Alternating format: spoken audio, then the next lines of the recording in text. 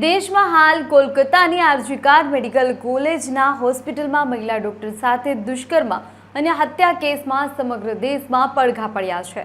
ઠેર ઠેર દુષ્કર્મ અને હત્યાની ઘટનાને કારણે આક્રોશ જોવા મળી રહ્યો છે। ત્યારે બીજી વાર આવી કોઈ ઘટના ન બને તે માટે સરકારે કડક પગલાં લેવાની જરૂર છે। આવી ઘટનાઓને રોકવાની જરૂર છે। સાથે જ આવી ઘટનાઓમાં મહિલાઓ યુવતીઓએ પોતાને પણ જાગૃત થવાની અને પોતાનું રક્ષણ કઈ રીતે કરી શકે તે પણ અત્યારે જરૂરી બન્યું છે। મહિલાઓ માટે સરકારે સલામતી સાથે સેલ્ફ ડિફેન્સ કેવી રીતે કરી શકાય તે માટે ક્લાસ શરૂ કરવાની પણ તાતી જરૂરિયાત છે। ત્યારે શાળા કોલેજોમાં પણ પોતાની સુરક્ષા માટે વિદ્યાર્થીઓ જાગૃત થાય તે માટે તાલીમ આપવી જોઈએ।